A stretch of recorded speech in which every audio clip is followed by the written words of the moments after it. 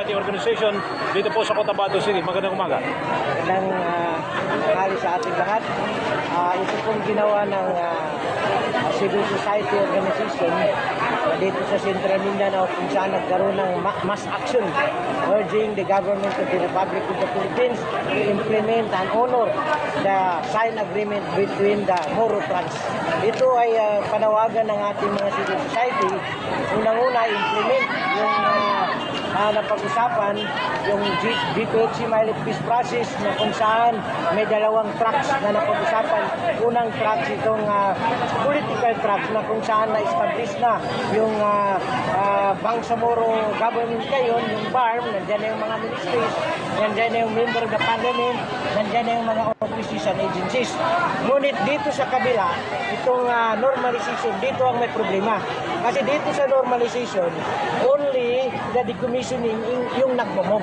Yung ibang bahagi ng normalization like the amnesty, TGR, yung redeployment of military troops, yung pagbuwag ng private na hindi rin na-implement.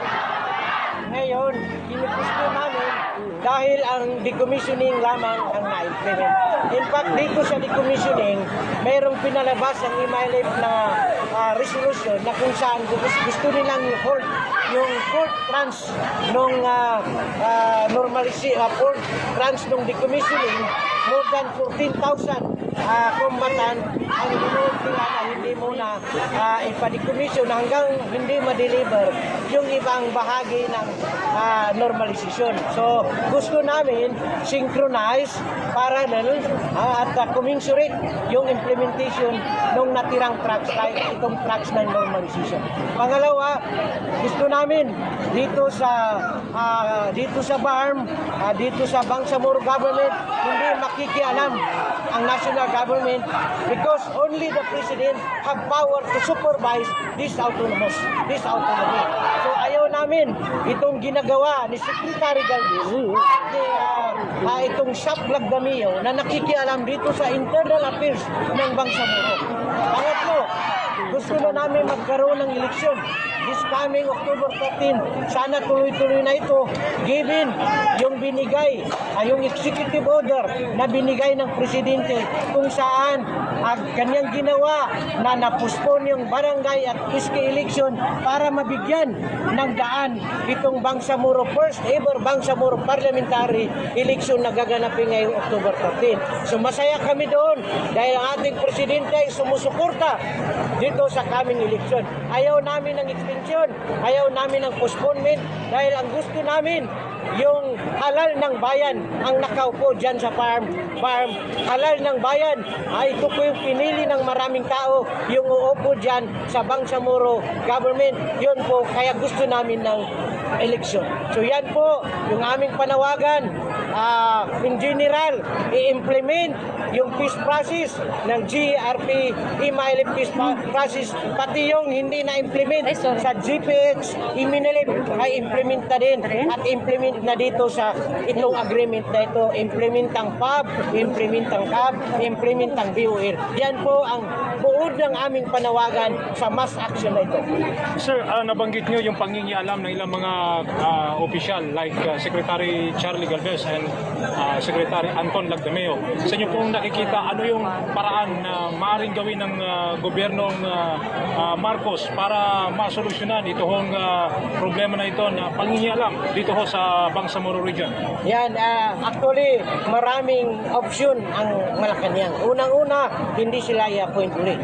Kasi nandyan sila sa office na kung saan kala nila ay may karapatan silang makialam dito sa loob. Like, alam natin na wala na sila, pero sana, kaya ang panawagan namin, don't reappoint these two guys para hindi na sila makikialam dito sa loob ng farm government. At alam kong maraming option ng president, marami namang mga ibang mga leaders niya na pwede niya i-appoint. In fact, kagabi nakita ko nga na nag-resign yung PIP tawang presidente. Maraming mga leaders diyan na mabubuti. Yun ang ilagay, yung hindi makikialam dito sa affair kasi na tayo ay autonomous na tayo. Kailan lang ba natuklasan ng CSO na ganito, nangingilam ang dalawang opisyal galing para national? Actually, matagal na ito. Nagtimpi lang talaga kami. Matagal na ito na aming boses na huwag sanang pakialaman. Matagal na ito, more than a year na. Nung BTA 1 pa, meron na yan sila. Nandyan na yan sila na nagsasuggest na palitan yung mga leaders dyan. Yung alis yung mga ayaw nila na mga minister, gusto nilang alisin. Yun ay pangingialam.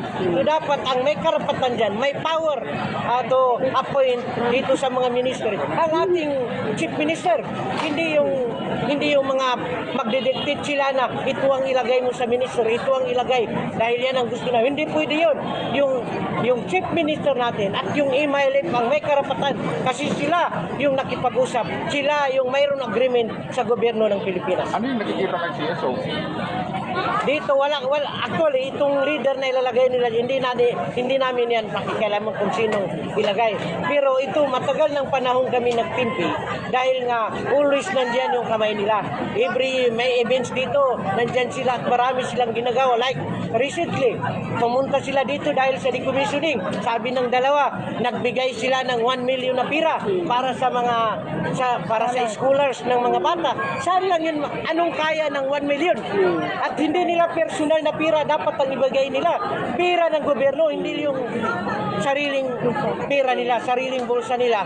Sisingilin nila sa atin dahil nagbigay ako, nagtumaya ako ng ating 1 million para makialam. Wag din. Yung pira ng gobyerno na commitment niya, meron naman dyan na normalization trust fund.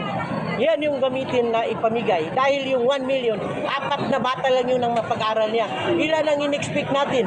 Lahat ng anak ng combatants ay may karapatan dyan sa scholar na yan. So 40 combatants yan ha. So ibig sabihin 40 rin or maaring 100,000 na kabataan ang pag-aralin. Kaya ba ng 1 million yun? So hindi dapat nila ipagmalaki yan. Ang magandang gawin ng dalawa na ito, tumulong sila na implement yung napag-usapan. Ano yung posibilidad dito? May connection ba ito? Since na majority ngayon sa BTA, hindi na pinangunguna ng MILF. May connection ba ito sa mga nakikita reaksyon ng CSO? Isa yan dahil nga nakikita natin. Halimbawa, recently itong issue nung redistricting, no? Ang redistricting mayroon ng ginawa ang BTA 1. Nung BTA mayroon ng report ng committee. Bakit pinabalik pa 'yon?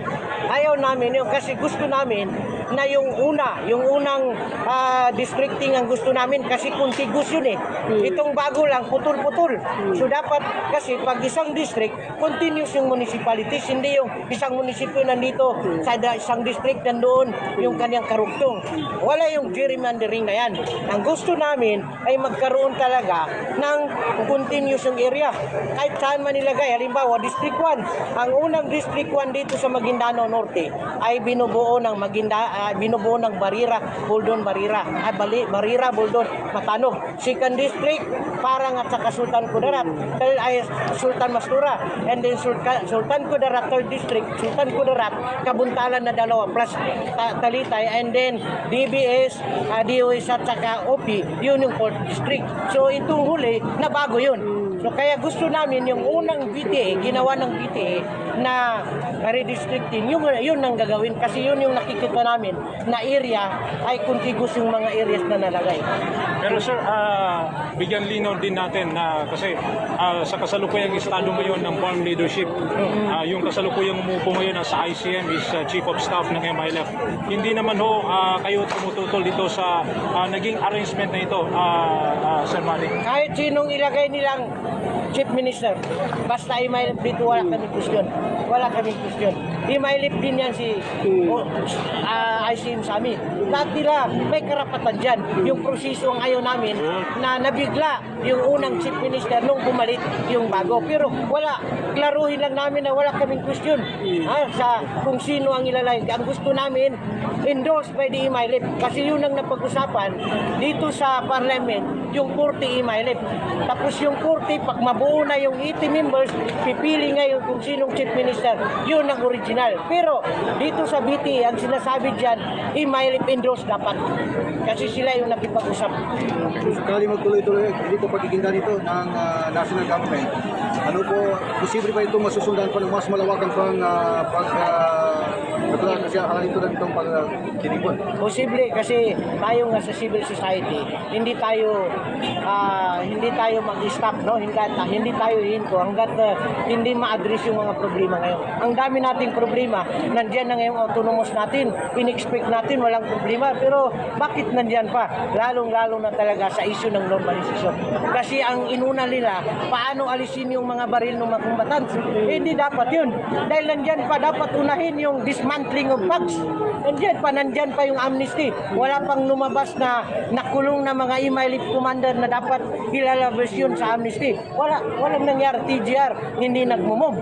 Tapos yung redeployment of military troops, wala rin na redeploy. Ang napag-usapan dyan, lahat yung mga military sa loob, mga communities, ilabas yan at ibalik sa barracks, ibalik sa brigade o ibalik sa 6ID. So posible ba sir na nangangamba ang CSO na kaya kayo nagpatawag na ganito, panawagan dahil posibleng hindi matutuloy ang eleksyon? Nararamdaman namin kasi mayroong nagmo-move dyan na another extension. Anong makukuha natin sa extension? Ang gusto natin, autonomous na ito, autonomy na itong binigay. Dapat tao na yung pipili. Dapat talaga mag-eleksyon na para yung tao na, yung freedom to choice ay nandyan na as democratic country. Pero any reaction sir, nagpalabas na rin ang payag ang Pangulong PBBM na tuloy. Yes, kaya nga meron kaming binasa kanina, binasa nung LBO yung kanilang support doon.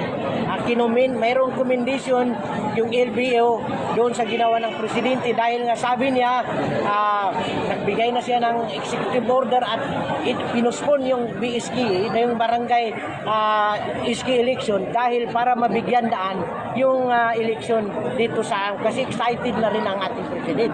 So, sinusuportahan namin yung gusto ng president kasi yun din ang gusto namin, magkaroon na ng eleksyon.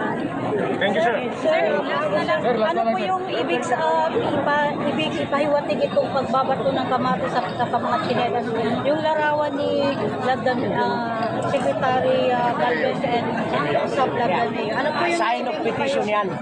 Sign of petition. Ayaw na namin yung ginagawa nila. Kaya dapat makita nila yun. Umalis na sila. Huwag na silang makialam. I-realize na lang sana nila na autonomy na ito. Huwag na nila itong huwag na nilang i-alis na nila yung kanilang mga kamay dito sa autonomy. Kasama sir dito. ilan po yung regalo na ibibigay niyo sa national government sa implementation mga napagkasunduan sa Ang dami pa, mga 30 siguro ang na-implement, 70 wala, baka 80-20 pa. 80 kasi malaki talaga yung usapin dito sa normalization practice kasi nandiyan yung mga kumbatan. Pag hindi natin yan na-normalize, wala yung decommissioning at hindi ma-realize yung normalization, balik tayo sa gira. Pag ganun, pag hindi, dapat talaga bigyan ng gobyerno ng atensyon itong paano i-implement ang normalization. Ibigay nila yung mga package, ibigay nila yung lahat commensurate, no, parallel na implementation dito sa mga bahagi ng normalization like yung sinabi ko kanina. Assalamualaikum warahmatullahi wabarakatuh.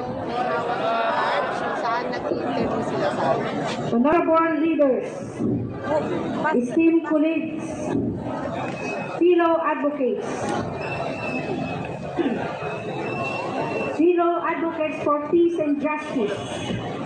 Today, I speak not only as a woman, but as the daughter of Mindanao, a sister to our Bangsamoro, and a mother who dreams of a future free from fear, full of opportunity to our children. The journey towards peace in the Bangsamoro has been long, painful, and hard-won. Through the decades of struggles, negotiations, and sacrifices, we arrived at a historic milestone, the comprehensive agreement on the Bangsamoro, or the CLAB. This is not just a piece of paper, it is a promise to honor the dignity, identity, and the right to self-governance of the Bangsamoro people. Yet a promise to delay is a promise at risk. The Bangsamoro Parliament elections are not just a political exercise. They are a crucial step in pulling the comprehensive agreement on the Bangsamoro or the CAB visions, a peaceful, democratic, and inclusive governance that truly reflects the will of the people. Every postponement chips away at the trust we have worked so hard to build. Every day sends a message that our voices can wait, but our voices, our children's future cannot wait. From the perspective of women sectors, the stakes are even higher. We know that in times of political uncertainty, it is women and children who suffer most from displacement, from lack of services, from the slow pace of peace dividends. We have seen the cost of broken premises in the tears of our widows, the silence of orphans, and the helplessness of youth with no path forward. We therefore call on the national government and all stakeholders push through with the Bangsamoro Parliament elections as scheduled on October 13, 2025. Let the people choose their leaders in democratic and transparent, peaceful process. Fully implement the comprehensive agreement on the Bangsamoro without selective interpretation or unnecessary delays. Ensure women's meaningful participation and decision-making in governance and building lasting peace, because peace without women's voices is incomplete, and governance without women's leadership is weaker. That this CSO's mass action urging the government of the Philippines to honor and implement peace agreements. Our call, government peace, stop unilateral implementation of normalization track. To Secretary Galvez in Saplag Damyo, stop your divide and rule tactic and low intensity conflict scheme. To Secretary Galvez in Saplag Damyo, stop entering to the foreign affairs. Secretary Galvez in Saplag Damyo, do not interfere with October 13 first parliamentary election on the Bangsamoro. To our President for the Republic of the Philippines, please do not reappoint peace spoilers Galvez and Lagdamyo. We strongly support the halting of the fourth phase of decommissioning. To our dear President of the Republic of the Philippines, we, your women, sisters, mothers, daughters, please implement what has been agreement on the comprehensive agreement on the Bangsamoro. The world is watching how we honor our commitments. The Bangsamoro people are watching. Subhanallah, truly keeps word. Let us choose courage over hesitation, trust over suspicion, and action over delay. The future of the Bangsamoro and the future of the Philippines as a whole. Surah Al-Baqarah, verse 120. Walang kardaan kal Yahuda, walang Nasara, hatta tattabi'a millatahum. Ya ayyuhalladhina amanu in tu'ti fariqan minal ladhina utu al-kitaba yaruddukum ba'da minkum kafirin. O you who believe, if you obey a group from among those who were given the scriptures, they will turn you back after your faith to being disbelievers. Hay sa kanuan na marityaya, aming kaunutan o susiran as sa kaparityaya. Meaning, sa kagrupo, na pambalingan ang kanuniran sa kakapiri, saya na bunso ampi kamana bundab pa din.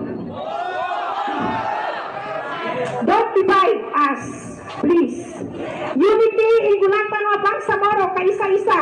Bangon nga namin sa mga leaders namin, sa ban, sa pag-isa-isa kano. Kasi kami po ang mga babae, ibiktima, mugang gula. Sa kami po kapasangan ang mga babero. Napanodin sa mulyatono. Sa kami natin kadaki madakal at i-maximum namin sa kang bata sa madakal.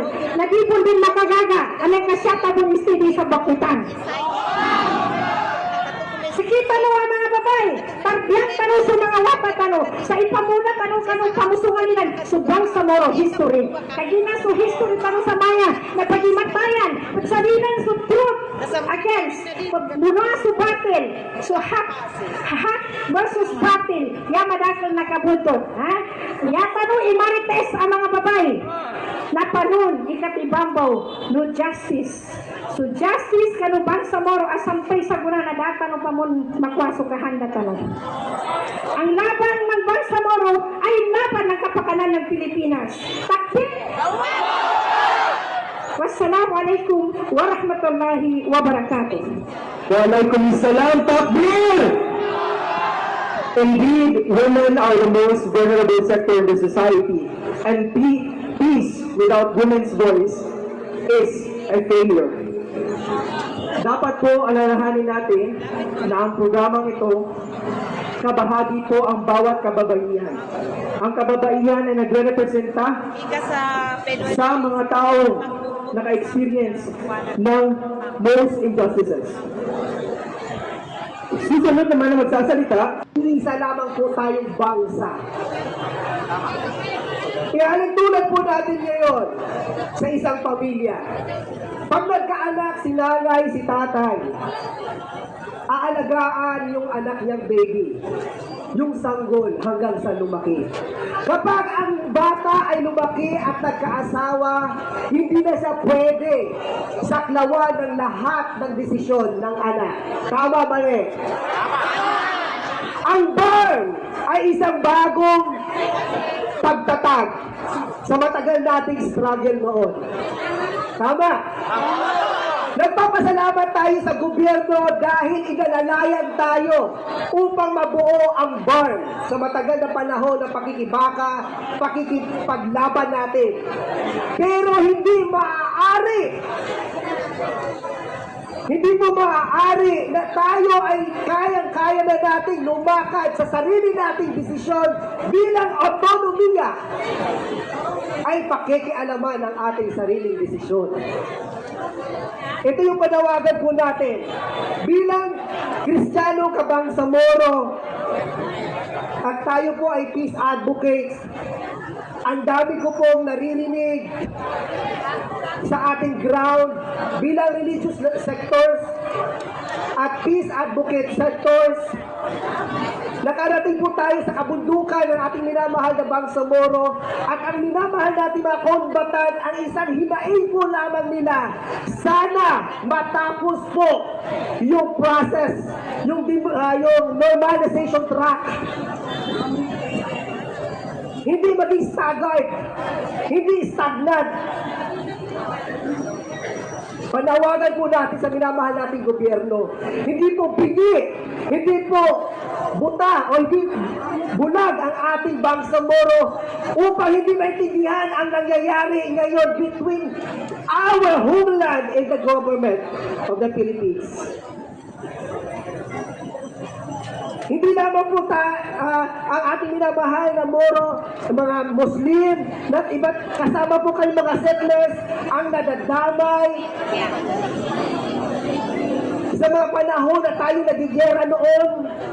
Marami din pong nawala ng buhay, pamilya, and even pati ang panghihimasok sa inclusivity ng religious freedom sa Bangsamoro ay pinapasok upang patuloy na di magkakaunawaan ang Kristiyano at Muslim sa Bangsamoro. Hindi po natin papayagan yan. Sinabi ko rin ito nung last week, nung nagkaroon po tayo ng pagkakataon makapagsalita, pre-Palestine, pre-Gaza noon, na gawin po natin ehemplo ang ating pagsama-sama po ngayon, Kabangsamoro, IP ka man, Kristiyano ka man, lumad ka man, at ang minamahal naming Moro people. Maging ehemplo tayo sa isang panawagan na tayo ay may sarili. Ano? Maninintag ka ng Bangsamoro. Dahil po ako po'y anak po ng UBGP. Kaya wag niyo po kong pagtakhan. No? Ito na ang sasabihin po natin. For the Bangsamoro people, the journey of self-determination is not just about political autonomy, but also about justice. This includes the pursuit of accountability for historical wrongs, the restoration of land and resources taken from them, and the recognition of their cultural and religious beliefs and religious rights. The right to self-determination is the collective right of the people to determine its own future, free from any outside interference. Ididiin ko po yun. Okay? Ididiin ko po yun. The right of self-determination is the collective right of a people to determine its own future. Lagdameo, Galvez, makinig ka. We are Bangsamoro is free of any outside interference or coercion to a peace spoilers.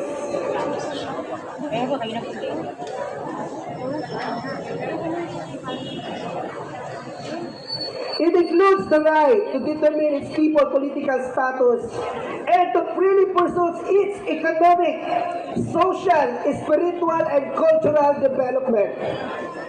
In the exercise of the right, people at one end can demand and pursue within the nation state more political power, active participation in the decision-making and administration of the government, affairs, equitable redistribution of economic benefits, and appropriate ways of preserving and protecting their culture and way of life. On the other end, they have the right to organize their own sovereign and independent state with the right to international recognition. Lagdameo, Galvez, listen to it. Makinig po kayo. Ang Bangsamoro po ay may sariling sovereign and independent state. Huwag po natin sirain ang peace agreement. Tapos na po si Pab, tapos na po si Cab. Nandito na tayo sa BOL. Respetuhin po ang BOL. Dahil ito po ang buhay ng Bangsamoro. Pag may ibang makialam, masisira ang buhay natin. Ayaw po natin yun. Kaya po, bago ako magtapos, sinasabi po ng ating from the Christian, from the Holy Bible in 1 Timothy 6:9 says, being determined to do the wrong thing can make us fall into trap. Kapag nagdeterminado tayo sa maling pamamaraan, mahuhulog tayo sa bitag. Wag po tayo magpaloko. Wag po tayo magpaloko kasi maraming bitag sa paligid.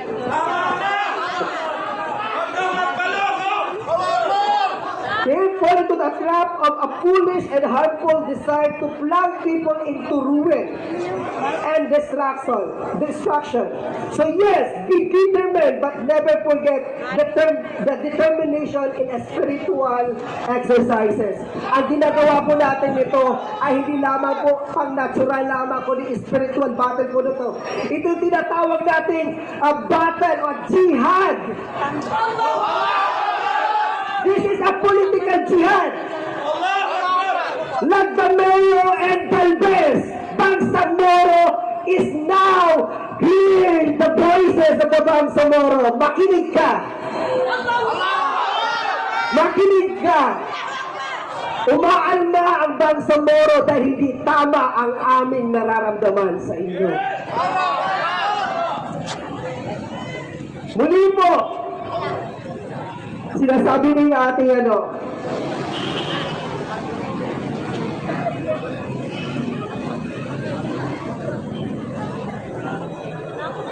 eto po, Basta allow me for our religious leaders from the Muslim, ating mga imam natin o ustads, allow me to read from the Holy Quran. An-Nisa verse of 94. All you have believed when you go forth to fight in the cause of Allah, investigate. And do not say no one gives you a greeting of peace. You are not a believer. Aspiring for the goods of worldly life, for with Allah are many accusations. You yourselves were like that before. Then Allah conferred His favor upon you. So investigate. Indeed, Allah is ever with what you do acquainted. Minamahal na Bangsamoro, hindi po tayo nag-isa. Kasama natin si Allah. Ang blessing ni Allah ay nasuma sa atin. Kaya lahat ng mga peace spoiler na yan, pwede nating palayasin sa Bangsamoro. Takbir! Yun lamang po. Assalamualaikum warahmatullahi ta'ala.